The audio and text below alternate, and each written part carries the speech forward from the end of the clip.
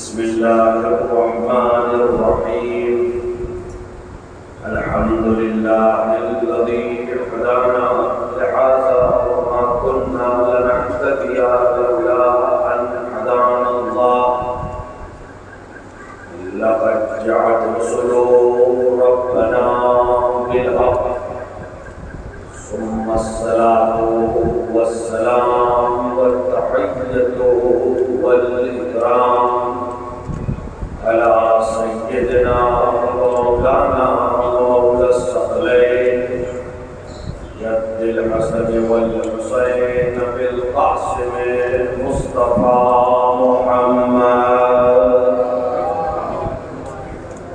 وعلى آله الطيبين الطاهرين المعصومين المنتخبين المظلومين، لا سيما ابن عمه غالب على كل غالب مولانا علي بن أبي طالب، وعلى صاحب الدعوات النبوية والصولة الحيدرية والاسمة الفاطمية والعلم الحسنية والشجاعة الحسينية والعبادة السجادية والمعاصر البحرية والآثار الجعفرية والعلوم الحقمية والهجج الرضوية والجود التقوية والنقاوة النقوية والحيبة العسكرية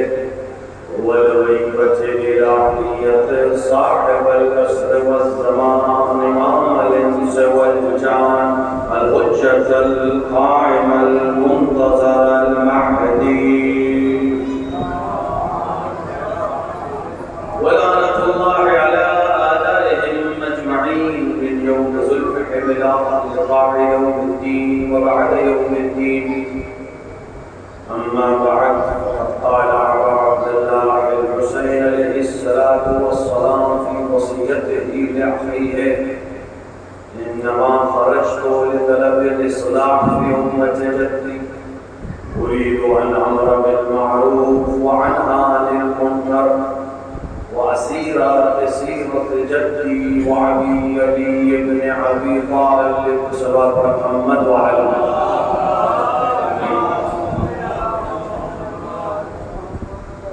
ارباب اعظم ماتمداران سید الشہداء امام حسین علی مقام کا وہ جملہ 2010 میں آپ کے وصیت نامے کا ایک حصہ ہے جس میں آپ نے اپنے خروج کے علل و اسباب کو بیان کرتے ہوئے ارشاد فرمایا کہ میں مدینے سے نکل رہا ہوں تاکہ امت جد کی اصلاح کر سکوں. میں ارادہ رکھتا ہوں کہ امر بالمعروف کروں، نہیں عن المنکر کروں، اور اپنے جد اور اپنے باپا علی مرتضیٰ کی سیرت پر چل سکوں. امام حسین علیہ السلام ایک ایسے معاشرے کے لیے باہر نکل رہے ہیں جس معاشرے نے ظاہری طور پر اسلام کا لباس تو پہن لیا ہے، لیکن باطن سے وہ ابھی اسلامی تعلیمات سے بہت دور ہے. ظاہری طور پر یہ زمان نماز بھی پڑھتا ہے، ظاہری طور پر یہ نماز پڑھنے والا سماج روزے بھی رکھتا ہے، یہ حج بھی انجام دیتا ہے، یہ زکوٰۃ بھی دیتا ہے، یہ جہاد کے نام پر تلوار چلانا بھی جانتا ہے، لیکن یہ سماج ابھی روح اسلام سے آشنا نہیں ہے. جب تک سماج روح سے وابستہ نہ ہو، اصل اور اساس دین سے وابستہ نہ ہو، یہ ظاہر سے کمال تک نہیں پہنچا سکتا.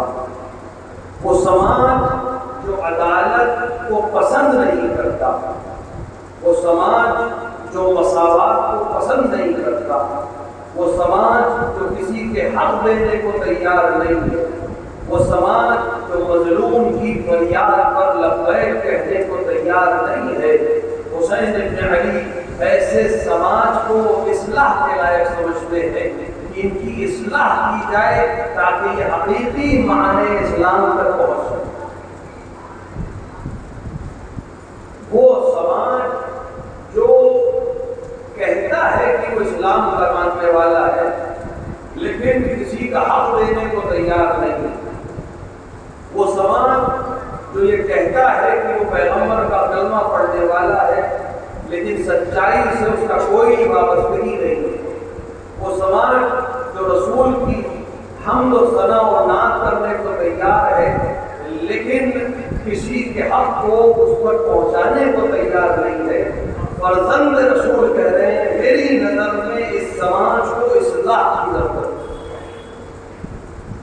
اگر آپ تاریخ کو اٹھائیں اور سن 60 ہجری سے 1 سال پیچھے چلے جائیں تو امام حسین نے پورے عرب کے علماء کو ایک خط لکھا اور ان سے کہا کہ وہ سب اس سال حج کرنے آئے، کیونکہ یہ حج ایک ایسا مقام تھا اور آج بھی ہے کہ جہاں پوری امت مسلمہ اکٹھا ہو گئی۔ شاید حج کا ایک فلسفہ یہ بھی تھا کہ سال میں ایک مرتبہ تمام مملکتائے اسلامی میں رہنے والے ہر طبقے، ہر قبیلے، ہر صنف کے مسلمان خانہ کعبہ کے نزدیک جمع ہوں، مینا میں جمع ہوں، عرفات میں جمع ہوں، ایک دوسرے کے مسائل سے بھی آشنا ہوں، ایک دوسرے کے حالات سے بھی آشنا ہوں تاکہ مل کر اس کے نتائج کو، ان کے مسائل کو حل کیا جا سکے۔ دیکھیں خداوند عالم کیوں چاہتا ہے جماعت سے نماز پڑھیے، کیوں پسند کرتا ہے کہ آپ نماز جماعت سے پڑھیے؟ آپ نماز وہی نماز ہے، آپ چاہے گھر میں پڑھیں چاہے مسجد میں پڑھیں، نہ رکعت میں فرق آئے گا نہ طریقے میں فرق آئے گا، لیکن اس کے باوجود جماعت میں خداوند عالم نے ثواب کو زیادہ رکھا، اور روایات بہت تفصیلی ہیں، 10 لوگ ہو جائیں تو کتنا ثواب ہے، 100 ہو جائیں تو کتنا ثواب ہے، محلے کی مسجد میں نماز پڑھے تو کتنا ثواب ہے، جامع مسجد میں نماز پڑھے تو کتنا ثواب ہے، اور جتنا دائرہ بڑھتا چلا جائے، مسجد کی وسعت بڑھتی چلی جائے، ثواب کیوں بڑھ رہا ہے؟ نماز تو وہی 2 رکعت ہے، نماز تو وہی 4 رکعت ہے، تو نماز میں فرق نہیں آیا ہے۔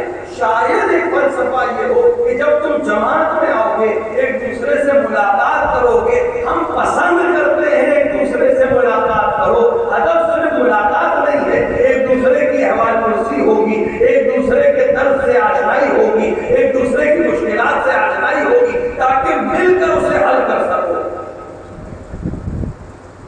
اگر صرف میری بندگی کی بات ہے تو تم اپنے گھر میں بھی کر سکتے ہو، ثواب میں تمہیں وہی دوں گا، لیکن مسجد کیوں بلا رہا ہے؟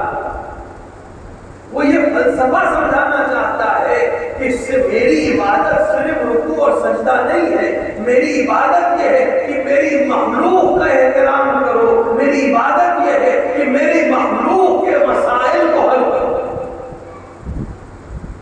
حسین ابن علی اس سماج کو جگانا چاہتے ہیں، لہذا حسین نے دعوت دی کہ حج پر آئے، علماء پورے عالم اسلام کے لوگ حج پر آئے اس وقت، اور امام نے مینا میں، کیونکہ مینا ایک ایسی جگہ ہے جہاں موقع ہوتا ہے، کیونکہ اعمال کم ہیں اور بیتوتہ اور رکنا زیادہ ہے، خدا آپ کو حج پر جانا نصیب کرے۔ آپ تقریباً 10 ذی الحجہ سے لے کر 12 ذی الحجہ کی ظہر تک یقیناً آپ مینا میں، اتنا وقت ہے کہ، اور صرف ایک عمل ہے کہ جا کے رننگ کرتے ہیں، اس کے بعد آپ دن بھر اپنے خیمے میں رہ سکتے ہیں۔ ظاہر ہے آج کل کے مسائل تھوڑے دوسرے ہو گئے، انسان تھوڑا سا موبائل وغیرہ میں بھی حج کے زمانے میں بھی مشغول رہتا ہے، لیکن ایک الگ رہ سکتا ہے۔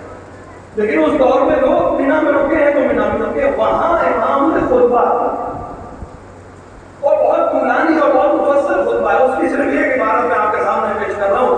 امام علیہ السلام نے وہاں اس بات کو تقریباً اپنے خروج سے 1 سال پہلے بیان کیا۔ امام نے یہ بات بیان کرتے ہوئے فرمایا، یہود کی مثال دیتے ہوئے، کہ خدا نے یہود کی مذمت کیوں کی؟ کیونکہ یہود کے علماء حق پرہیز کرتے تھے۔ یہود کے علماء اپنی مصلحت کو سامنے نظر رکھ کر ظلم کی آگے سر تسلیم ہم کر دیتے تھے، مظلوم کی حمایت نہیں کرتے تھے۔ اس کے بعد امام علیہ السلام نے اپنی امت کو جگا کرنے کی کوشش کرتے ہوئے فرمایا کہ میں دیکھ رہا ہوں کہ حق کی پیروی نہیں کی جا رہی ہے، باطل کی مخالفت نہیں کی جا رہی ہے، تم میں اور یہود میں اب کوئی فرق نہیں رہ گیا۔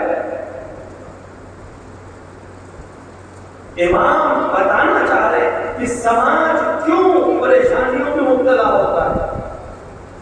جب جاننے والے علماء سے مراد صرف وہ نہیں ہے جس کے سر پہ عامہ ہو یا سر پہ ٹوپی ہو، علماء سے مراد جس کے پاس علم ہو، جو جانتا ہے کیا حق ہے کیا باطل ہے، جو جانتا ہے کیا صحیح ہے کیا غلط ہے، جانتے ہوئے کہ یہ صحیح ہے، جانتے ہوئے کہ یہ غلط ہے، جو صحیح کا ساتھ نہ دے اور جانتے ہوئے کہ غلط ہے اس کی مخالفت نہ کرے تو سماج پستیوں میں جاتا ہے۔ حسین اس سماج کو جگانا چاہتے ہیں۔ تمہیں اگر علوم کی طرف جانا ہے تو تمہاری زبانوں کو کھلنا ہوگا، حق کی حمایت کرو اور مظلوم کا ساتھ دو، اس ظلم کی مخالفت کرو اور اس کے سامنے کھڑے ہو۔ اور یہ تبھی ممکن ہے جب اسلام روح، جب انسان روح سے آشنا ہو جائے۔ کہہ دینا کہ ہم ایک خدا کو مانتے ہیں اور یقین کر لینا اس بات پر کہ وہ وحدہ لا شریک سب سے زیادہ طاقت رکھنے والا ہے۔ جب آپ یقین کر لیں گے کہ اللہ سے بڑی کوئی طاقت نہیں ہے تو پھر آپ کسی فوج کی کثرت سے نہیں گھبرائیں گے، پھر آپ کسی لشکر سے نہیں گھبرائیں گے، پھر آپ کسی کے مال سے نہیں گھبرائیں گے، پھر آپ کسی کے عہدے سے نہیں گھبرائیں گے، پھر آپ کسی کی پوزیشن سے نہیں گھبرائیں گے، کیونکہ جب وحدہ لا شریک کا کلمہ پڑھ لیا ہے، جان لیا ہے کہ کوئی قوت اس سے بڑھ کر نہیں ہے، کوئی طاقت اس سے بڑھ کر نہیں ہے، تو پھر کوئی کتنا ہی طاقتور ہو جائے خدا سے بڑھ کر نہیں ہو سکتا، کوئی کتنا ہی طاقتور ہو جائے رسول سے بڑھ کر نہیں ہو سکتا۔ تو اگر اس کو مان لیا ہے تو پھر کوئی کتنا ہی بڑا سامنے آ جائے اگر وہ باطل ہے تو حسین یہ جرأت دینا چاہتے ہیں کہ تم باطل کو باطل کہو اور مظلوم کی حمایت کرو۔ اور جو یہ درس حاصل کر لے وہ کامیاب ہے۔ حسین ایسے سماج کو یاد دلانا چاہتے ہیں کہ کلمہ توحید کا مطلب کیا ہے، اور یہ اہل بیت کا احسان ہے ہم پر کہ انہوں نے توحید رب کو ظاہر کر دیا، واضح کر دیا۔ میں نے عرض کیا تھا 2 دن پہلے کہ اگر اہل بیت نہ ہوتے تو ہم کہتے زبان سے کہ اللہ ہے، لیکن ہم عمل میں نہ جانے کتنے خداؤں کو پوچھ رہے تھے۔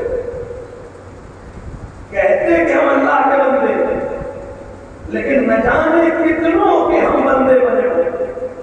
کوئی شکم کا بندہ ہے، کوئی مال کا بندہ ہے، کوئی عہدے کا بندہ ہے، کوئی عزت چاہتا ہے، جھوٹی عزت، تو وہ ہر وہ شے جس کے لیے عمل کر رہے ہو، معصوم کی روایت کے لحاظ سے کہ ہر وہ چیز جس کے لیے کوئی عمل کر رہے ہو تم اسی کے بندے ہو۔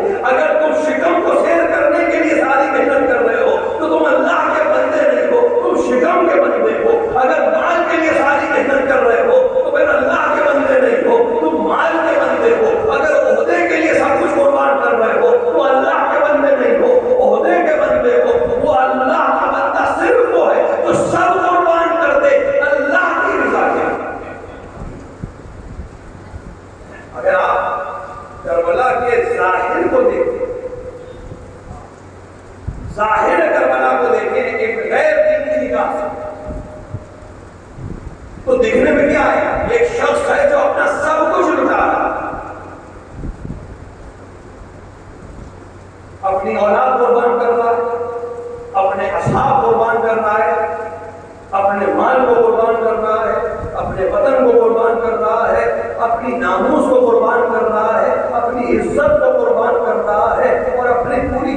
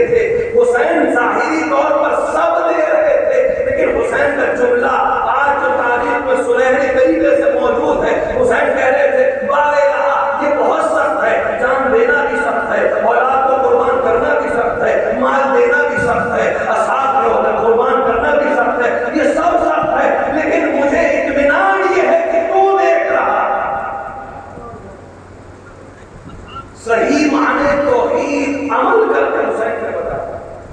جب تو دیکھ رہا ہے علماء نے آپ نے ہم نے بچپن میں توحید کے لیے، عدل کے لیے، نبوت کے لیے، امامت کے لیے، قیامت کے لیے جب کتابوں کو پڑھا، مکتب پہ گھر میں مولوی صاحب نے آ کے پڑھایا تو ہم نے دلیلیں پڑھی، توحید کی دلیل بھی پڑھی، عدل الہی کی دلیلیں بھی سنی، نبوت کی دلیلیں بھی سنی، امامت کی دلیلیں بھی سنی. قیامت کے سلسلے میں علماء نے جو دلیلیں دی ان کو قبول کرنے کے لیے ہم نے سنی اور ہم نے قبول کی. لیکن علماء کہتے ہیں کہ اگر ہمارے پاس کوئی دلیل نہ ہوتی، کوئی دلیل نہ ہوتی اللہ کی توحید کے لیے، کوئی دلیل نہ ہوتی رسول کی رسالت کے لیے اور اللہ کی عدالت کے لیے، کوئی دلیل نہ ہوتی اماموں کے لیے، کوئی دلیل نہ ہوتی قیامت کے لیے، اگر کوئی دلیل نہ ہوتی تب بھی کربلا کا وجود کافی تھا توحید کی دلیل کے لیے بھی، عدالت کی دلیل کے لیے بھی، نبوت کے لیے بھی، امامت کے لیے بھی، قیامت کے لیے بھی. کیونکہ حسین کا عمل بتا رہا ہے کہ یہ عمل کرنے والا کسی خدا کے لیے عمل کر رہا ہے، اس کو عادل مان کر یہ عمل کر رہا ہے، کسی کی نبی کی حقانیت کو تسلیم کر کے عمل کر رہا ہے. کربلا کا کمال یہ ہے کہ آپ جس عینک سے اسے دیکھتے ہیں آپ کو اپنے مطلب کی چیزیں اس میں نظر آنے لگتی. آپ توحید کے زاویے سے دیکھیں آپ کو توحید کی دلیلیں کربلا میں ملیں گی. آپ عدالت کے زاویے سے دیکھیں آپ کو عدالت کی دلیلیں کربلا میں ملیں گی. آپ کو نبوت کے سلسلے میں تحقیق کرنی ہے کربلا آپ کو اس کے سلسلے میں بھی ہدایت کر دے گی. آپ کو امامت پر بحث کرنی ہے کربلا اس کے لیے بھی دلیلیں دے دے گی. آپ کو قیامت کے لیے دلیلیں چاہیے کربلا اس کے لیے بھی دلیل ہے. آپ کو اولاد کی تربیت کرنی ہے کربلا اس کے لیے بھی درگاہ ہے. آپ کو جوانوں کے اندر جوش جگانا ہے کربلا اس کے لیے بھی ہے. آپ کو بوڑھوں کے لیے کوئی راہ مچھل بنانی ہے کربلا اس کے لیے بھی ہے. حسین نے کہا کمال ہی یہ ہے کہ عمر کے ہر مرحلے کو کربلا میں پیش کر دیا. اگر کمال پر پہنچنا چاہتے ہو ہر مرحلے کا انسان یہاں موجود. کربلا کی خاصیت یہی ہے انسان عمر کے مختلف مرحلوں میں اس کی فکر بدلتی رہتی ہے. بچپنے کے جذبات اور ہوتے ہیں، بچپنے کی خواہشیں اور ہوتی ہیں، تھوڑا سا شعور آتا ہے خواہشیں بدل جاتی ہیں، نظریے بدل جاتے ہیں. جوانی میں انسان قدم رکھتا ہے اس کے نظریے میں تبدیلی آتی ہے، اس کی خواہشات میں تبدیلی آتی ہے. کچھ اور زندگی کے مراحل کو طے کرتا ہے اس کے بالکل نظریہ مختلف ہو جاتا ہے. جب اپنے کمال پر پہنچتا ہے تو اپنی جوانی کی باتوں کو یاد کر کے ہنستا ہے کہ ہم کیا تمنا کرتے تھے، حقیقت دنیا کیا ہے، ہم کیا سمجھتے تھے، حقیقت کیا ہے. یہ انسانی فطرت ہے کہ ایک ہی انسان ہے لیکن عمر کے مختلف مرحلوں میں اس کی فکر بھی بدلتی ہے، اس کی خواہش بھی بدلتی ہے، اس کے جذبات بھی بدلتے ہیں. اور اسی طرح انسان جس طبقے سے تعلق رکھتا ہو، سماج کے جس طبقے سے اس کا تعلق ہو، اس کا اثر اس کی تربیت میں بھی آتا ہے، اس کا اثر اس کے انداز پر بھی آتا ہے، اس کا اثر اس کے خواہشات پر بھی آتا ہے. جو بزنس فیملی میں پیدا ہوا ہے اس کا ذہن تجارت میں لگے. جو کسی ایسے گھر میں پیدا ہوا ہے جہاں لوگ پیشہ ور نوکری کرنا چاہتے ہیں، کسی کے سبارڈینیٹ رہنا چاہتے ہیں، اس کا ذہن کسی اور طرح سے عمل کرے گا. جو کسی لوور کلاس کا زندگی گزارنے والا ہے اس کی فکر اسی طرح کی ہوگی. جو ہائی کلاس کا رہتا ہے اس کی فکر اسی طرح ہوگی. جیسے جیسے سماج کے جس طبقے میں ہوگا اس کی فکر اپنے طبقے کے لحاظ سے بدلتی جائے گی. عمر کا اثر بھی فکر پر ہوتا ہے، ماحول کا اثر بھی فکر پہ ہوتا ہے، تربیت کا اثر بھی فکر پہ ہوتا ہے. تو انسان پر اتنی چیزوں کا اثر ہوتا ہے، اس کی فکر مختلف ہوتی ہے. لیکن کمال حسین ابن علی ہے کہ کربلا میں مختلف فکریں موجود ہیں، کربلا میں مختلف عمر کے لوگ موجود ہیں، مختلف طبقوں کے لوگ موجود ہیں. 6 مہینے سے لے کے 90 سال تک کا غلام موجود ہے، غلام سے لے کے سرداروں تک کا تعداد موجود ہے.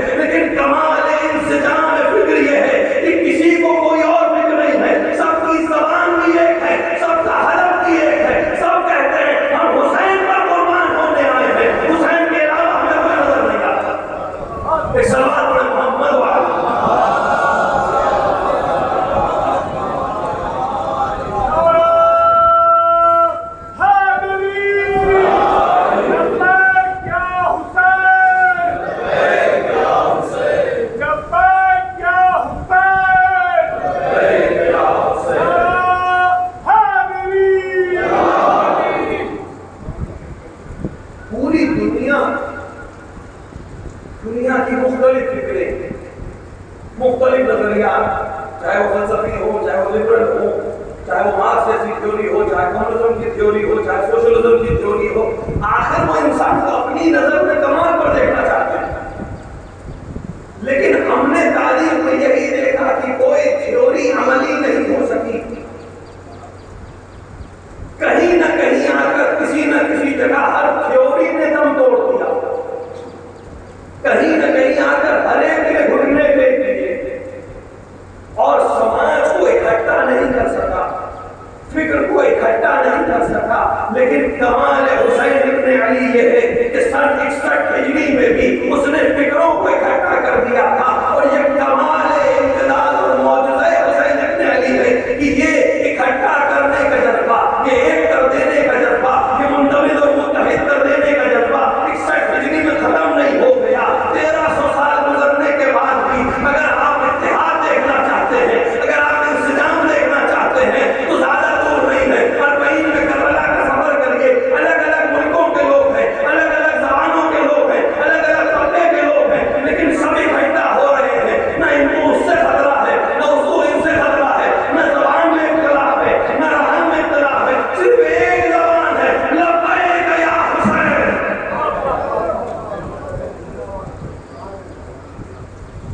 آپ تصور کریں، اکثر ہوتا ہے سنڈے وغیرہ میں ایگزام شہروں میں، بڑے شہروں میں سینٹر بنا دیا، اگل بغل کے جتنے بھی دیہات ہیں، قصبے ہیں، وہاں سے اس سینٹر پہ ایگزام دینے بچے آ گئے۔ 20-30 ہزار آدمی ایگزام دینے کسی دن آپ کے شہر میں داخل ہوا، پورے شہر کا نظام درہم ہو جاتا۔ 20,000 آدمی شہر میں ایک دم سے اگر داخل ہو، ایک دن کے لیے آیا ہے، ایگزام دینے آیا ہے، صبح آئے گا شام کو چلا جائے گا، لیکن پورے شہر کا نظام درہم ٹریفک کے مسائل ہے، کراؤڈ کا مسئلہ ہے، ہر طرح کے مسائل ہیں، جبکہ ایک ہی ملک ہے، ایک ہی زبان ہے، کچھ ہی طبقے کے لوگ آئے ہیں، آپ اپنے اپنے گھروں میں کوئی خاص آپ کے مسئلہ نہیں، لیکن 20,000 لوگ ایک دم سے آپ کے شہر میں داخل ہوئے، سارا نظام بتر بتر ہو گیا۔ یہ سوچے کمال حسین ابن علی ہے، 20,000 کی بات نہیں ہے، 2 لاکھ کی بات نہیں ہے، کروڑوں کا مجمع ہے، نہ ان کی زبانیں ایک ہے، نہ ان کا فرہنگ ایک ہے، لیکن آنے والے کو نہ اس سے خطرہ محسوس ہوتا ہے، نہ اس سے خطرہ محسوس ہوتا ہے۔ میں نے کہا نا، توحید الہی، صفات الہی، حسین تو بہت اعلیٰ ذات ہے۔ خود حسین کی بسائی کربلا کتنے درس دے دے، تھوڑا سا میتھ آپ لگائیے، ذہن ہے ہو جاتا ہے۔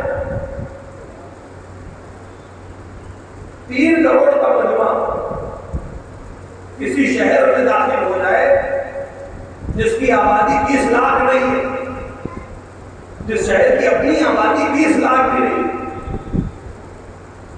جو 4 بائی 4 کلومیٹر پہ ختم ہے شہر، اگر آپ میتھ لگائیں گے تو آپ کی سمجھ میں نہیں آئے گا کہ کیسے ممکن ہے کہ اتنی سی جگہ پر اتنی آبادی آ جائے۔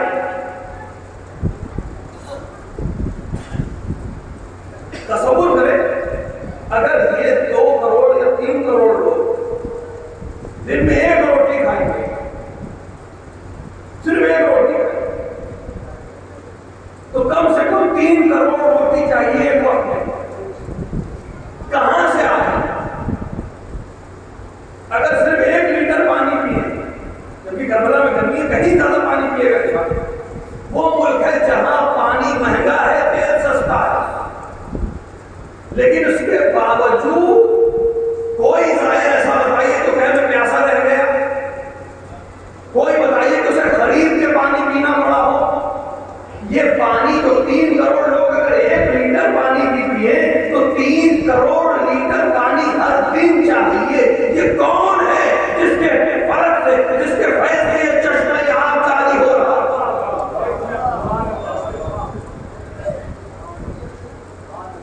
حسین ابن علی صرف اپنا کمال نہیں دکھا رہے، حسین بتانا چاہتے ہیں کہ میں اللہ کا بندہ ہوں، اللہ کی مخلوق ہوں، اللہ نے مجھے مقام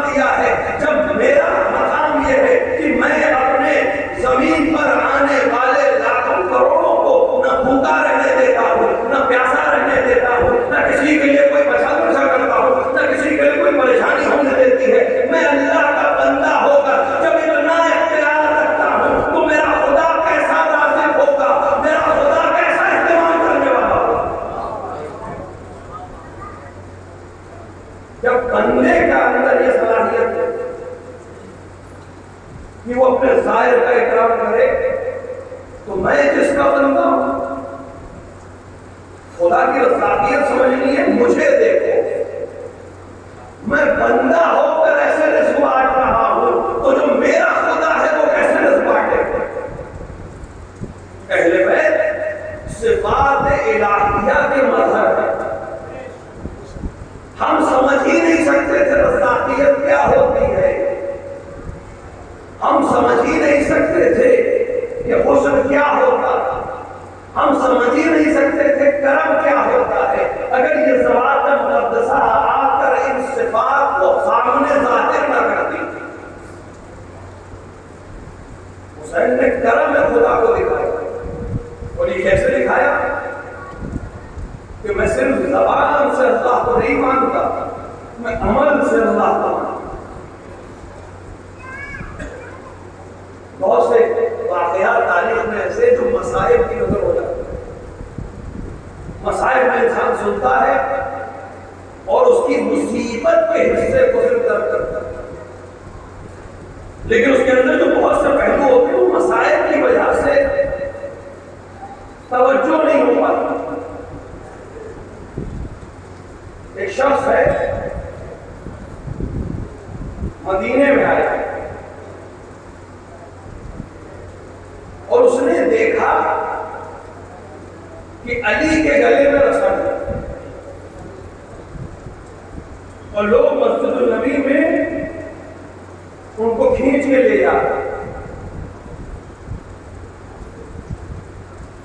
اس نے کسی مسلمان سے پوچھا کیا میری آنکھیں صحیح دیکھ رہی ہیں،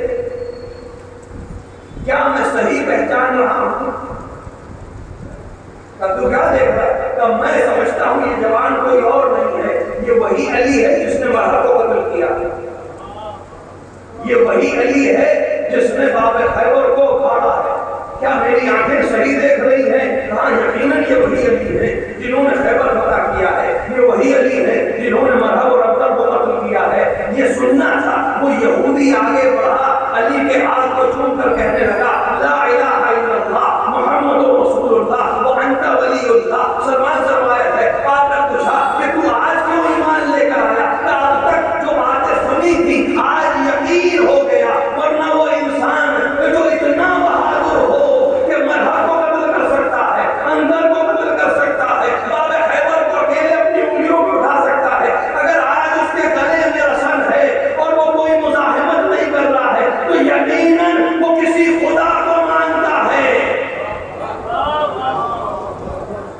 یہ یقین جو وہ اب تک زبان سے کہہ رہا تھا عملی کرتا، یہ صبر سوائے توحید کے آ ہی نہیں سکتا۔ اس کا یہ صبر دلیل ہے کہ اس کا نبی سچا ہے، اس کا صبر دلیل ہے کہ جو باتیں قرآن میں کہی گئی ہے وہ سچی ہیں۔ لہٰذا میں خیبر کے دن میں نے اسلام قبول نہیں کیا لیکن آج قبول کروں۔ اہل بیت بہترین دلیل ہے حقانیت الہی۔ کوئی دلیل نہ ہوتی ہمارے پاس اہل بیت کا، کوئی دلیل نہ ہوتی کربلا کا، وحدانیت الہی کو کوئی پتا ہی نہیں سکتا تھا اگر کربلا نہ ہو۔ کربلا کیا کہتا ہے، کس طرح سے تربیت کی حسین ابن علی نے، کس طرح سے انسجام کیا۔ حسین ایک ایسے سماج کی تربیت کرنا چاہتے ہیں جو وحدانیت کو سمجھ کر عبادت کرے۔ وہی جملہ جو ان کے باپ نے کہا کہ لوگ خوف میں عبادت کرتے ہیں، لوگ لالچ میں عبادت کرتے ہیں، لیکن میں عبادت اس لیے کرتا ہوں کہ اپنے پروردگار کو غائب عبادت سمجھتا ہوں۔ یہ سیرت علوی، یہ بندگی جو علی کی بندگی ہے، حسین اس کو دنیا کے سامنے پیش کرنا چاہتا ہے۔ لیکن امیر المومنین کی کچھ باتیں، ورنہ ہر چیز ان کا ہر لمحہ ہمارے لیے لیکن امیر المومنین کی عملی زندگی میں جب آپ دیکھیں تو سراپا نمونہ اسلام، سراپا تعلیم اسلام کا بہترین نمونہ بندگی کیا ہوتی ہے یہ علی کے علاوہ کوئی بتا ہی نہیں سکتا، رسول کا احترام کیا ہے یہ علی کے علاوہ کوئی بتا ہی نہیں سکتا۔ کون بتائے گا رسول کا احترام کیا ہے؟ دعویٰ کرنا کہ ہم رسول کا احترام کرتے ہیں، دعویٰ کرنا کہ ہم رسول سے محبت کرتے الگ ہے، اور رسول کا احترام کرنا الگ ہے۔ کیسا اللہ کی وحدانیت بھی علی بتائی ہے، رسول کا احترام بھی۔ عظمت رسول کیا ہے؟ عظمت پیغمبر کیا ہے؟ خداوند عالم نے قرآن میں احکام بیان کیے، نماز کا حکم دیا، روزے کا حکم دیا، زکات کا حکم دیا، حج کا لیے دعوت دی ہے، امر بالمعروف کو کہا ہے، نہی عن المنکر کو کہا ہے۔ تمام احکامات خدا نے قرآن میں نازل کیے، رسول نے پہچنوائے، رسول نے بتائے، رسول نے کر کے دکھایا کیسے کرنا۔ کوئی بھی عمل جو قرآن میں خدا نے ہمیں اپنے مخلوق کو حکم دیا ہے کرنے کے لیے، خود خدا نے انجام نہیں دیا، کیونکہ وہ انجام دے نہیں سکتا، اس لیے کہ اس کا کمال کا تقاضا یہ کہ وہ یہ نہیں کرے۔ ہم لوگ بچپن میں ایک چیز سنتے ہیں، پڑھتے ہیں، بات بولتے بھی ہیں، بہت دن تک ابھی بہت سے لوگ کہتے ہیں کہ خدا سب کچھ کر سکتا ہے، کہا جاتا ہے کہ نہیں، لیکن بہت سی چیزیں جو خدا نہیں کر سکتا۔ کوئی انسان تعجب میں پوچھے ایسی کیا چیز ہے جو خدا نہیں کر سکتا؟ کیا چیز ہے جو خدا نہیں کر سکتا؟ امام معصوم کی روایت ہے، نتیجے میں دے رہا ہوں، کیا چیز ہے جو خدا نہیں کر سکتا؟ کیا خدا ظلم نہیں کر سکتا؟ خدا ظلم نہیں کر سکتا، اس کا کمال کا تقاضا یہ ہے کہ وہ ظلم نہیں کر سکتا۔ کیا چیز ہے جو خدا نہیں رکھتا؟ کیا خدا اپنے جیسا کوئی نہیں رکھتا، اس کے جیسا کوئی ہے ہی نہیں۔ کس چیز کا علم ہے جو خدا کے پاس نہیں ہے؟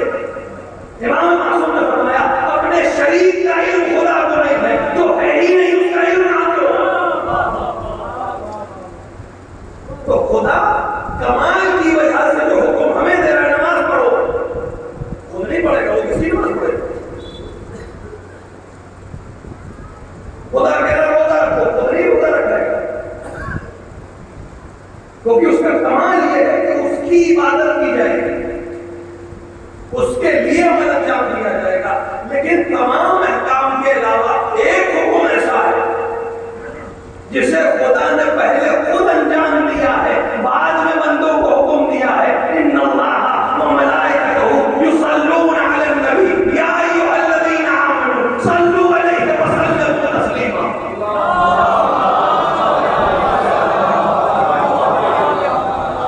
اس نے پہلے خود صلوات بھیجی، پھر اس کے فرشتوں نے بھیجی ہے، پھر تم سے کہا ہے تم بھیجا کرو۔ اب ایک سوال ہوتا ہے کہ جس پر اللہ نے صلوات بھیجی ہے، جس پر اس کے ملائک نے بھیجی ہے، اس کو ہماری صلوات کی ضرورت ہے؟ جس پہ اللہ نے صلوات بھیجی، جس پہ اللہ نے درود بھیج دیا، اس پہ ہم بندوں کی صلوات کی کیا ضرورت ہے؟ نہیں، انہیں ضرورت نہیں ہے۔ جس طرح اللہ کو ہماری نماز کی ضرورت نہیں ہے، جس طرح اللہ کو ہمارے روزے کی ضرورت نہیں ہے، اسی طرح اللہ کے مخصوص بندوں کو ہماری صلوات کی ضرورت نہیں ہے۔ یہ ان کی ضرورت نہیں ہے، یہ ہماری ضرورت ہے۔ جب جناب ابراہیم کو آگ کی طرف دیکھا گیا، جب وہ آگ روشن ہوئی تو ایک بہت چھوٹا سا پرندہ ابابیل کے سائز کا وہ اڑتا ہوا سمندر پر گیا اور اس نے اپنی چونچ میں کچھ پانی تھا، اور آ کر اس آگ پر ڈالا. کسی ملک نے اس سے پوچھا کہ تیرے اس ایک قطرے سے اس آگ کا کیا ہوگا؟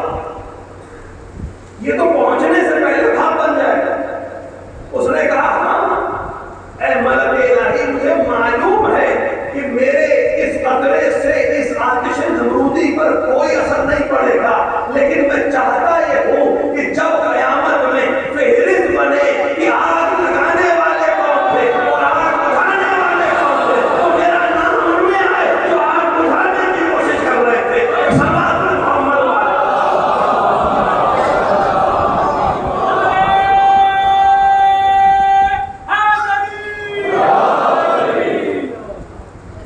تو ہماری سلوار کی انہیں ضرورت نہیں ہے.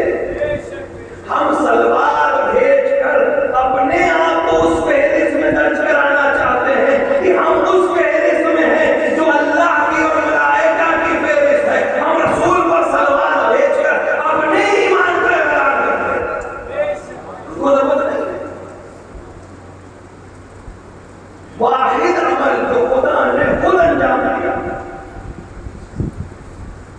پیغمبر کے اوپر سلوات کرنا. پھر ہمیں حکم دیا. پیغمبر کا احترام خدا نے کیا.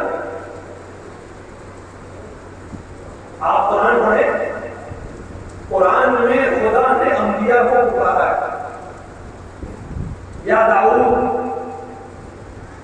یا نوح، یا ابراہیم، نام لے کے پکارا. اور یہ شرف ہے ان کے لیے. اگر خدا اپنے بندوں میں کسی کو نام لے کے پکارتا ہے تو یہاں ماشاءاللہ اتنا مجمع ہے، کوئی ذاکر یہاں سے مجلس پڑھتے پڑھتے اس مجمع میں کسی کو نام سے خطاب کرے تو بہرحال اس کی گردن تھوڑی سی اونچی ہوگی کہ اتنے مجمع میں میرا نام نہیں آتا. تو 1,24,000 انبیاء میں اگر 5 یا 10 کا نام لے کر خطاب کر رہا ہے تو بہرحال ان کے لیے شرف ہے کہ اتنوں میں میرا نام لیا. لیکن خدا نے قرآن میں حکم دیا. جس کو حکم دیا؟ رسول کے اصحاب کو حکم دیا کہ تم میرے حبیب کو ویسے نہ پکارا کرو جیسے ایک دوسرے کو پکارتے ہو. جیسے ایک دوسرے کو سزا دیتے ہو ویسے میرے حبیب کو نہ پکارا کرو. اللہ نے صرف حکم نہیں دیا، خود بھی اس کی رعایت کی. جیسے دوسرے انبیاء کو پکارتا تھا، خدا نے کبھی نام لے کر اپنے حبیب کو نہیں پکارا. قرآن میں 4 بار رسول کا نام آیا لیکن ہر پہ خطاب سے نہیں آیا. کبھی یا محمد قرآن میں آپ کو ملے گا نہیں. کبھی طہا کہا، کبھی یاسین کہا، کبھی مزمل کہا، کبھی مدثر کہا. بتایا احترام نبی یہ ہے کہ میں بھی نام لے کر نہیں پکارتا. ایک سلام پڑھے محمد وحید.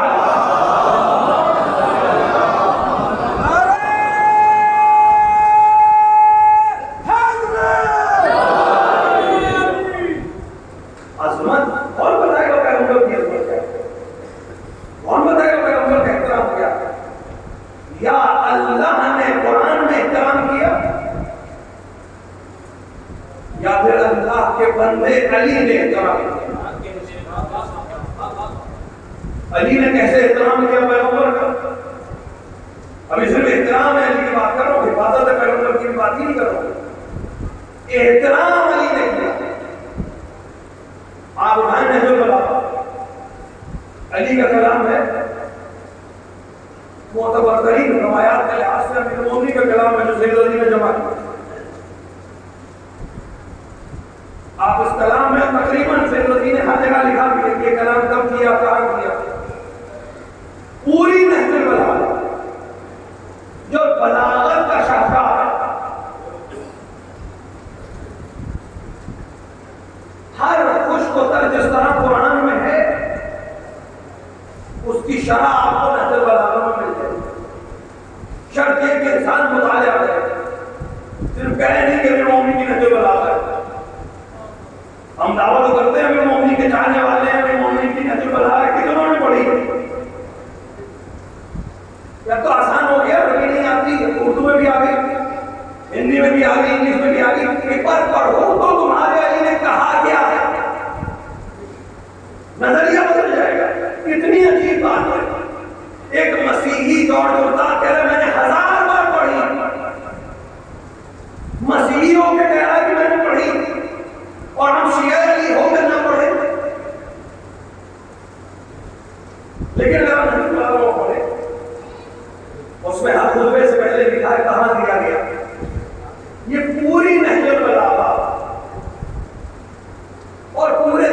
کتابوں میں جو کلام ہے امیر المومنین،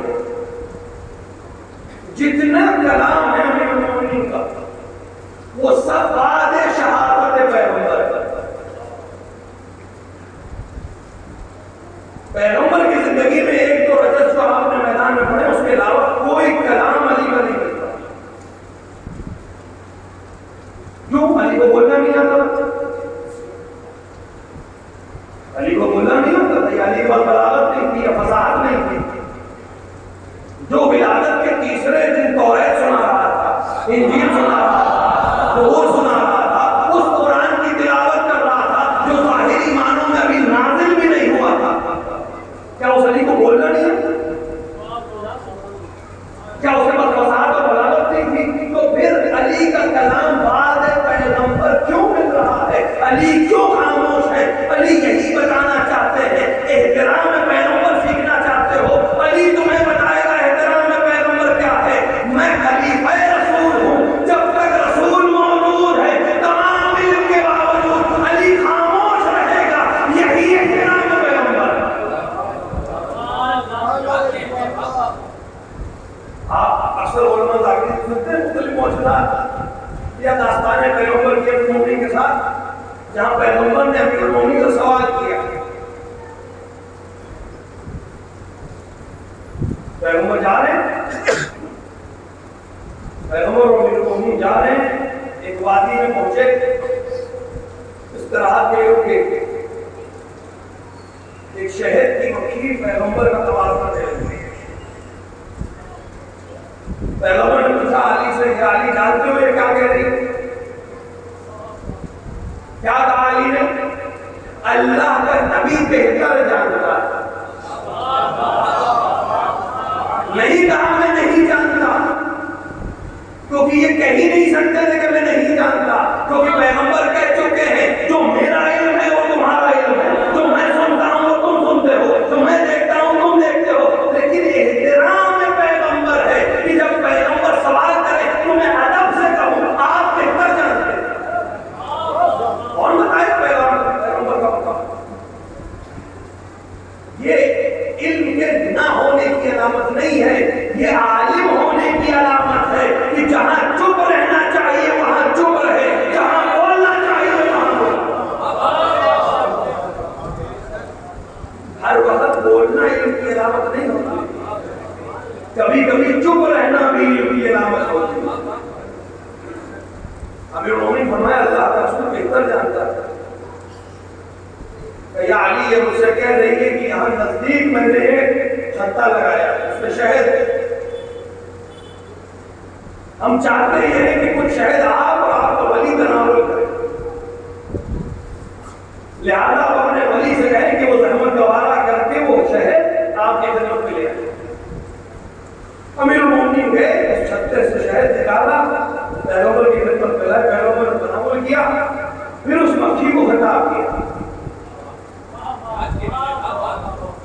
کیا تجھ سے ایک سوال ہے؟ یہ سوال بھی پیغمبر کا عارفانہ سوال ہے، ورنہ پیغمبر تو جانتے ہی دنیا تک ہم تک پہنچے۔ پوچھا کہ تیری غذا جو ہے وہ تلخ ہے، شہد کی مکھی کی غذا کیا ہے؟ پھروں کا رس۔ آپ پھول اگر دہن میں رکھیں گے اس میں کڑواہٹ ہوگی، کوئی پھول میٹھا نہیں ہوتا۔ تیری غذا تلخ ہے لیکن جو سمجھ تو دیتی ہے وہ میٹھا ہے۔ وہ جو چیز لیتی ہے پھول سے رس وہ کڑوا ہے، اور جو تم پروڈکٹ دے رہی ہے، جو نتیجہ دے رہی ہے وہ میٹھا ہے۔ یہ کڑوا ہے، شیرینی میں کیسے تبدیل ہوتی ہے؟ شہد کی مکھی نے کہا یہ بھی آپ اور آپ کے آل کے کرم کی وجہ سے ہے، اللہ نے ہمیں معمور کیا ہے کہ جب ہم رس کو لیتے ہیں آپ اور آپ کی آل پہ صلوات پڑھتے ہیں، خدا کڑواہٹ کو شیرینی میں تبدیل کرتے ہیں۔ ایک صلوات پڑھے محمد والا۔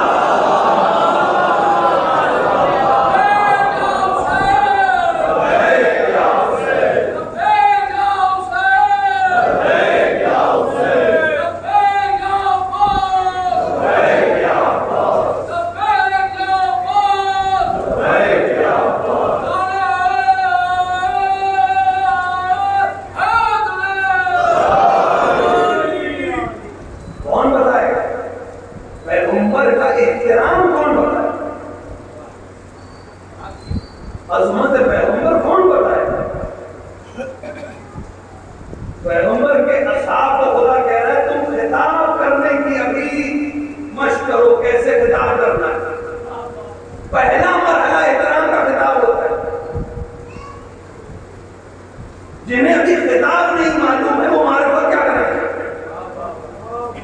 اگر علی اور آل علی نہ ہوتے ہمیں احترام میں پیغمبر معلوم نہیں ہوتا، عظمت پیغمبر معلوم نہیں ہوتا، مقام پیغمبر معلوم نہیں ہوتا۔ امیر المومنین کی خاموشی عظمت پیغمبر کو بیان کرتی ہے، امیر المومنین کی خاموشی علم پیغمبر کو بیان کرتی ہے، ادب کو بیان کرتی ہے۔ امیر المومنین ایک درس دے رہے ہیں کہ جب تمہارا بڑا موجود ہو تو خاموش رہا کرو۔ یہ سب کے لیے درس ہے کہ جب بس میں کوئی بڑا ہے تو جب تک وہ اذن نہ دے خاموش ہو۔ یہ خاموشی تمہیں کمال تک پہنچائے گی، یہ خاموشی تمہیں درجات کو اعلیٰ کرے گی۔ اور جو اپنے آپ کو جھکاتا ہے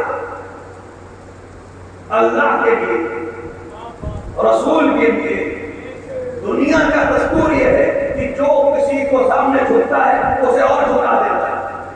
یہ دنیا کا طریقہ ہے، آپ کسی کے سامنے سر جھکائیں وہ آپ کو اور جھکا دے گا، آپ جتنا اس کے سامنے خم ہو وہ اور جھکا دے گا۔ لیکن یہ کمال اللہ اور اس کے رسول کا ہے، تم جتنا جھکو گے ہم تمہیں اتنا ہی بلند کر دیں گے، جتنی تعظیم کرو گے ہم تمہیں اتنا ہی اعلیٰ کریں گے۔ اگر ہمارے سامنے سر تسلیم خم کر دیا ہے تو ہم کسی دوسرے کے سامنے تمہارا سر نہیں جھکنے دیں گے۔ تم ہمارے ہو جاؤ ہم تمہارے ہو جائیں۔ حسین اس سیرت علوی کے لیے نکل گئے، حسین اس پیغمبر کی معرفت کرانے والے اپنے بابا کے لیے نکل گئے۔ امیر المومنین اس حاکم کا نام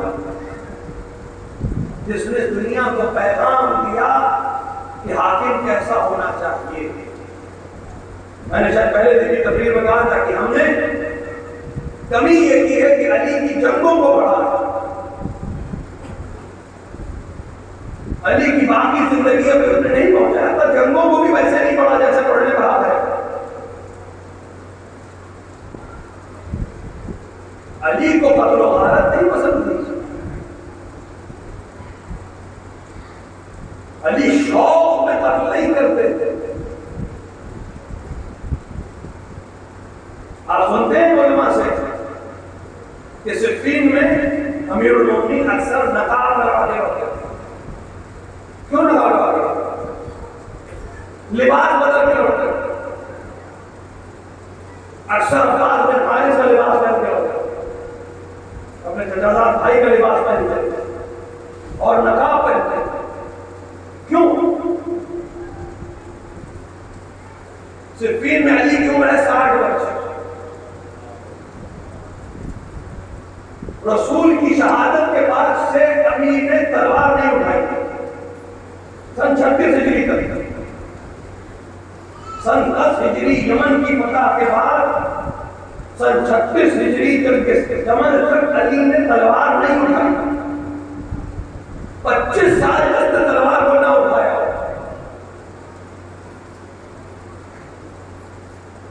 وہ بھول جائے گا تلوار اٹھائی کیسے جاتی ہے، وہ بھول جائے گا وہاں کیسے کیا جاتا ہے۔ لیکن کمال شجاعت علی یہ تھی کہ 25 سال بعد جب تلوار اٹھائی تو لوگ اسی طرح علی سے ڈرتے تھے جیسے علی کی جوانی میں ڈرتے تھے۔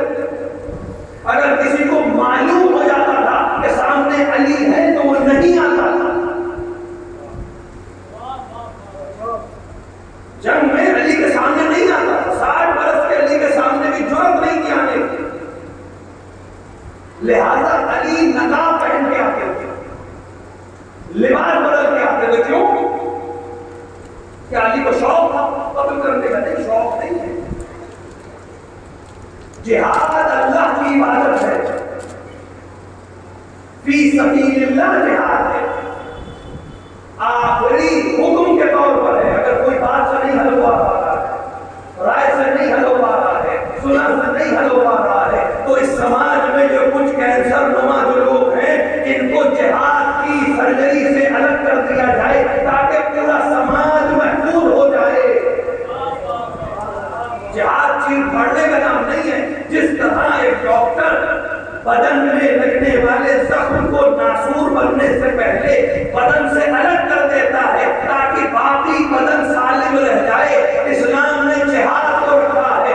سماج میں اگر کوئی ایسا ناسور آ جائے جو پورے سماج کو برباد کر سکتا ہے تو اتنے کو باہر کر دو تاکہ سماج محفوظ ہو جائے۔ یہ جہاد نہیں ہے اسکولوں میں بم مارنا، یہ جہاد نہیں ہے دائروں کو بند کر دینا، یہ جہاد نہیں ہے نہتوں کو گولیوں سے بھون دینا، یہ اسلام کے نام پر تہمت ہے۔ اگر اسلام پہلے دن ایسے لوگوں کو دائرے سے باہر کر دیتا تو آج ہمیں صفائی دینے کی ضرورت نہیں پڑتی۔ تو علی جہاد کو اللہ کے لیے انجام دیتے، عبادت سمجھ کے انجام دیتے۔ تو اگر میرا نام، میری شہرت، میرا ڈنڈا، میری شجاعت عبادت میں رکاوٹ بن رہی ہے، کیونکہ میں جہاد عبادت کے لیے کرنا چاہتا ہوں اور لوگ میرے نام سے میرے سامنے نہیں آتے، لوگ میری شہرت سے میرے سامنے نہیں آتے، لوگ مجھے پہچان کے میرے سامنے نہیں آتے، تو کوئی بات نہیں، میں لباس کو بدل لوں گا، میں چہرے کو چھپا لوں گا، میں نام کو بغیر نام کے جنگ کروں گا، کیونکہ میں جس کے لیے لڑ رہا ہوں وہ تو جانتا ہے کون لڑ رہا ہے۔ میں دنیا کے نام کے لیے نہیں لڑ رہا، میں اپنا ڈنڈا اٹھانے کے لیے نہیں لڑ رہا، میں اللہ کے لیے جہاد کر رہا ہوں، جو اللہ کے لیے جہاد کر رہا ہوں۔ اس سے کیا فرق پڑتا ہے کہ وہ مجھے پہچانے یا نہ پہچانے، اس سے کیا فرق پڑتا ہے کہ مجھے نام جانے یا نہ جانے، جس کے لیے لڑ رہا ہوں وہ تو جانتا ہے نقاب کے پیچھے کون ہے، جس کے لیے لڑ رہا ہوں وہ تو جانتا ہے کون ہے۔ یہ تو ہماری پریشانی ہے کہ مسجد میں پنکھا بھی لگایا تو نام لکھنا ہے، جب تک نہیں لکھیں گے اس کو پتا کیسے چلے گا کہ ہم نے دیا؟ یعنی اس خدا کو معلوم ہی نہیں ہے کہ یہ پنکھا ہم نے دیا۔ محراب میں کبھی کھڑے ہوئیے، ہم لوگ کے ساتھ تو بہت ہوتا ہے، وہ ایگزام کے زمانے میں ابھی مسجد میں پیٹ ہوا ہے، وہ محراب میں کھڑے ہوئے صاحب نے 10 ڈیجٹ کا رول نمبر لکھا ہوا ہے، پاس کرا دیجیے، رول نمبر نیچے ہندی میں لکھا ہے پاس کرا دیجیے۔ کیا سمجھا ہے ہم نے خدا کا؟ جس خدا کو تمہارا رول نمبر نہیں معلوم ہے وہ تمہیں پاس کرائے گا، یہ ہے ہماری معرفت۔ علی یہی تو سمجھانا چاہتے ہیں کہ علی اس خدا کو مانتا ہے جو پردے کے پیچھے مجاہد کو بھی جانتا ہے، لباس کے پیچھے لڑنے والے کو بھی جانتا ہے۔ علی پہچان والے، علی بجان کے توحید کسے کہتے ہیں، عبادت کسے کہتے ہیں، بندگی کسے کہتے ہیں، احترام کسے کہتے ہیں؟ جو احترام کو سمجھ جاتا ہے، جو اللہ کی معرفت حاصل کر لیتا ہے، پھر وہ نام و نمود کے لیے نہیں کرتا۔ یہی وجہ ہے کہ جو حسین کے نزدیک آ رہے تھے وہ نام کے لیے نہیں آتے، وہ شہرت کے لیے نہیں آتے، وہ مال کے لیے نہیں آتے، وہ نصرت حسین کو نصرت الہی سمجھ کے آ رہے ہیں۔ کربلا کا ایک ایسا شہید جس کو عظیم مقام کو حسین نے دیا، مدینے سے لے کر مکے تک اور مکے سے لے کر کربلا تک حسین نے اکثر کو جانے کا حکم دیا، کسی کو نہیں بلایا سوائے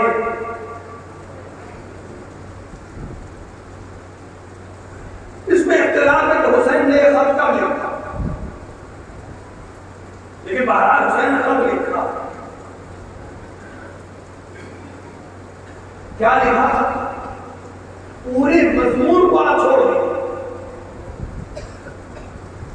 2 جملے معرفت کے لیے کافی، خط کا خطاب کافی ہے معرفت کے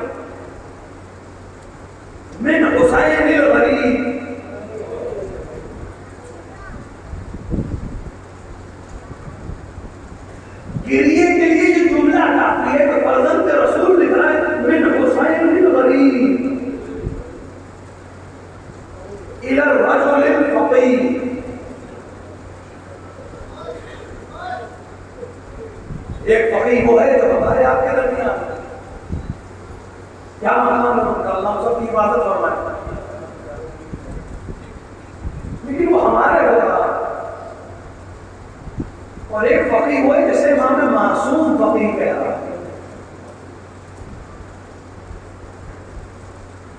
من حسین الغریب الى الرجل الفقيه حبيب بن المظاهر العسدي. خدا کو کربلا جانا نصیب کرے. حبیب کی دری پہ جا کر سلام کریے کہ حبیب مبارک ہو تمہیں حسین نے فقیہ کہہ کے سلام کیا.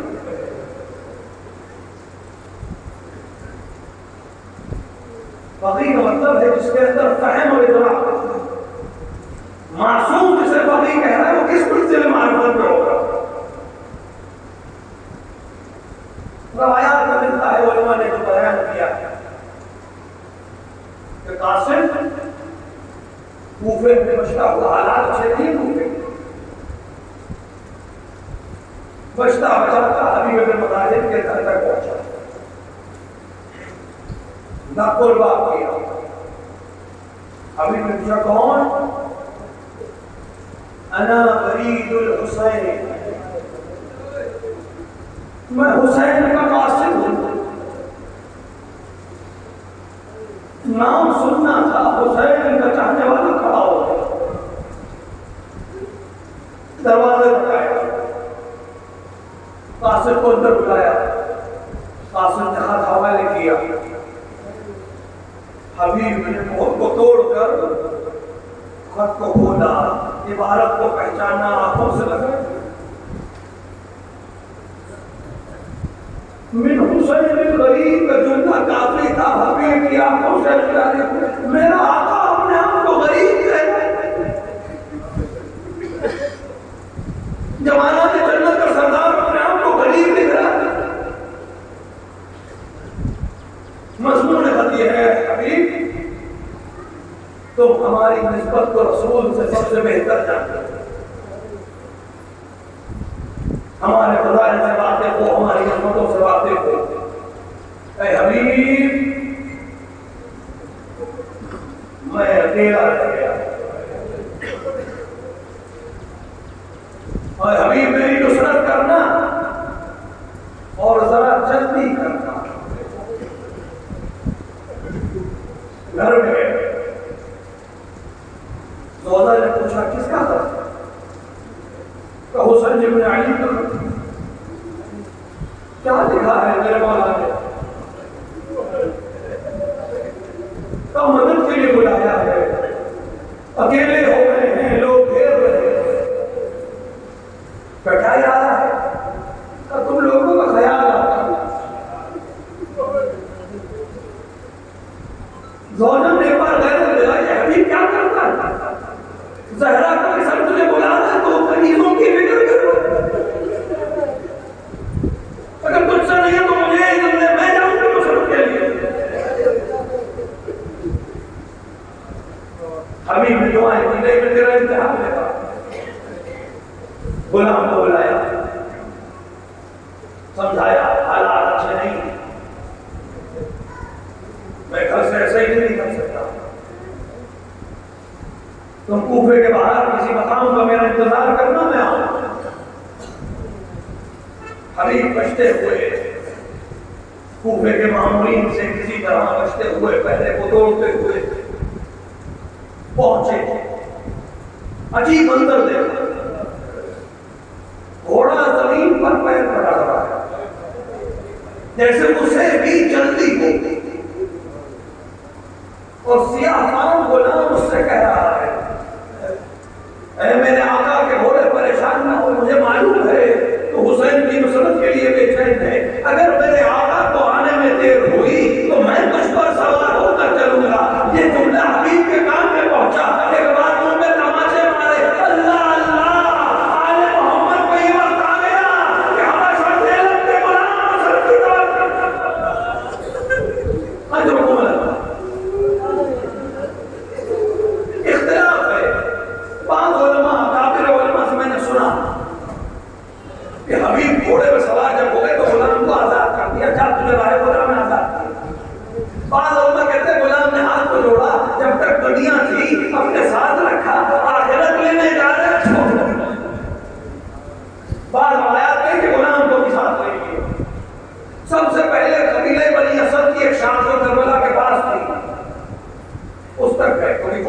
بنی اسد سے تعلق ہے، وہاں کے جوانوں کو تیار کیا نصرت حسین کے لیے.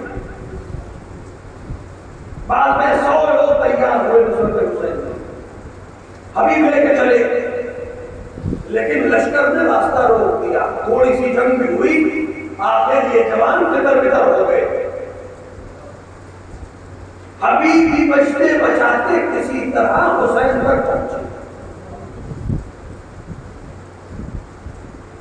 حبیب کا پہنچنا تھا، حسین کے خیموں میں ایک عجیب سا کوہرام برپا ہوا. تکبیروں کی آوازیں بلند ہوئی، گویا حبیب نہیں آئے، ایک پورا لشکر آ گیا ہو مدد کرنے کے. جب تکبیروں کی آوازیں بلند ہوئی، ایک بار زینب اولیاء مقام نے قصہ کو خطاب کر کے کہا، جا کر خیر لو، کہیں دشمن نے حملہ تو نہیں کر دیا، میرے مجائے پر کوئی مصیبت تو نہیں آئی. قصہ گئی، لوٹ کر آئی. مبارک ہو شہزادی، آپ کے بھائی کے دوست حبیب ابن مظاہر تشریف لائے ہیں. یہ تکبیریں اسی لیے بلند ہوئی ہیں. شہزادی نے کہا، جاؤ حبیب کو میرا سلام کہہ دو. ارے فردا دم تک آئی، اے حبیب مبارک ہو. بنت زہرا تمہیں سلام کہتی ہے. حبیب نے امامہ زمین پہ پھینکا. ارے یہ وقت آیا، یہ وقت قریب ہوا. قریب دادوں کو شہزادی سلام کر.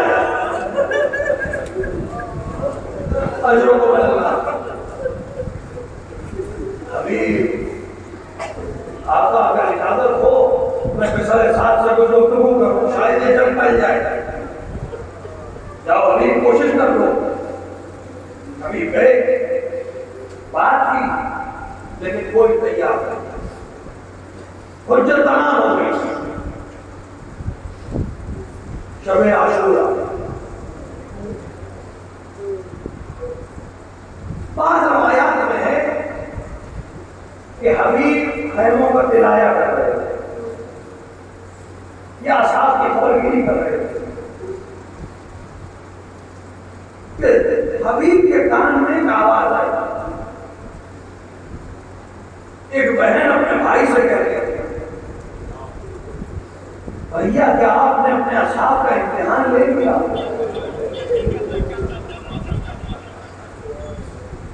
لوگوں نے آپ کے بابا کو دھوکہ دیا، لوگوں نے آپ کے بھائی حسن کو دھوکہ دیا، آپ نے اپنے اصحاب کا امتحان لے لیا. یہ جملہ حبیب کے کانوں سے ٹکرایا. ایک بار اصحاب کے خیموں کے نزدیک گئے. اے زہیر کہاں ہو؟ اے مسلم بن حسین کہاں ہو؟ اے بریر کہاں ہو؟ سب دوڑ کر آئے. شہزادی کو ہماری وفا پر اطمینان نہیں ہے، یہ سننا تھا. اصحاب کا مجمع رہنے تک پہنچا، تلواروں کو باہر نکالا، گردنوں پہ رکھ کے آواز دی، اے شہزادی غلام حاضر ہے، آپ حکم دیں. ابھی طرف تک میں جلائی اجرکم اللہ. حسین نے اپنے اصحاب کو جمع کیا. حسین نے کہا، یہ دشمن صرف میرا خون چاہتے ہیں، تم لوگ جاؤ اپنی جان بچا سکتے ہو. کسی نے کوئی آواز نہ دی. حسین نے کہا، اگر شرم محسوس ہو رہی ہے تو بنی ہاشم کے ایک بچے کا ہاتھ پکڑ کر چلے گا. کوئی کچھ نہ بول. حسین نے کہا، اچھا میں چراغوں کو گل کیے دیتا ہوں. اس شب کی تاریکی کا فائدہ اٹھا کر چلے جاؤ. چراغ گل ہوئے. کچھ دیر بعد چراغ روشن ہوئے. ہر صحابی اپنی جگہ پر موجود ہے. اور وہاں پر تقریریں ہوئی. آخری تقریر حبیب ابن مظاہر نے. اے حسین، ہم آپ پر پھیلا ہونے آئے. اے حسین، ہم آپ کی نصرت کے لیے آئے، اور کل کے میدان میں ہم دکھا دیں گے نصرت کیسے کیا. صبح نمودہ قلب لشکر میں عباس آ گئے. میں میں زہیر اپنے بیٹھ پر، میں سرا حبیب ابن مظاہر کے حوالے. جنگ شروع ہوئی. تندور شہادت نرم ہوا. اصحاب قربانی لیتے رہے یہاں تک کہ ظہر کا ہنگامہ آیا. ایک صحابی گھوڑا دوڑاتے ہوئے حسین کے نزدیک آیا، آقا وقت نماز، ہم چاہتے ہیں زندگی کی آخری نماز آپ کے پیچھے پڑھ گئے۔ حسین نے آسمان کی طرف نگاہ کی، ہاں یہ وقت نماز، جاؤ ان سے کچھ دیر کی مہلت لے لو تاکہ میں نماز پڑھ سکوں۔ کسی نے آواز دی کہ حسین نماز پڑھنا چاہتے ہیں، جنگ کو روک دیا جائے۔ محمد ابن اشعث نے اس کا جواب دیا، وہ جواب ایسا تھا کہ میں اس منبر سے دہرا نہیں سکتا، لیکن اس جملے کی شدت اتنی تھی کہ حبیب بن مظاہر جس کو حسین نے فقیہ کہا تھا، ایک بار تلوار لے کے آگے بڑھے، آقا آپ نماز پڑھیے میں اس گستاخ کو جواب دیتا ہوں۔ حبیب آگے بڑھ گئے، جنگ کرنا شروع کی، ادھر حسین نے نماز تمام کی، ادھر حبیب نے آواز دی، آقا غلام کی خبر لی۔ تاریخ کربلا میں لکھنے والوں نے لکھا کہ حسین کا چہرہ صبح عاشور ایک سرخ گلاب کی طرح تھا، اور جیسے جیسے ہنگام شہادت نزدیک ہو رہا تھا حسین کے چہرے کی سرخی بڑھتی چلی جا رہی تھی۔ صرف دو موقع ایسے ہیں جہاں حسین کے چہرے کی رنگت بدلی۔ ایک موقع کون سا موقع ہے؟ جب حسین کے چہرے پر ایک رنگ آیا اور چلا گیا۔ یہ وہی موقع ہے جب حبیب ابن مظاہر نے آواز دی، آقا غلام کا سلام قبول ہو۔ حسین کے چہرے پر ایک رنگ آیا، چلا گیا۔ حبیب کے جنازے پر آئے، گریہ کیا، اے حبیب، حسین اکیلا رہ گیا، لیکن ہاں حسین کے چہرے پہ رنگت بدلی تھی۔ حسین نے کہا کچھ نہیں تھا، ایک اور موقع ابھی کچھ دیر بعد آئے گا، جب دریا کی گہرائی سے آواز آئے گی، آقا غلام کا سلام لیجیے، حسین کے چہرے کی رنگت بدلے گی، حسین کمر کو تھامیں گے، قد کا صلاح ظہری، تمہارے جانے سے حسین کی کمر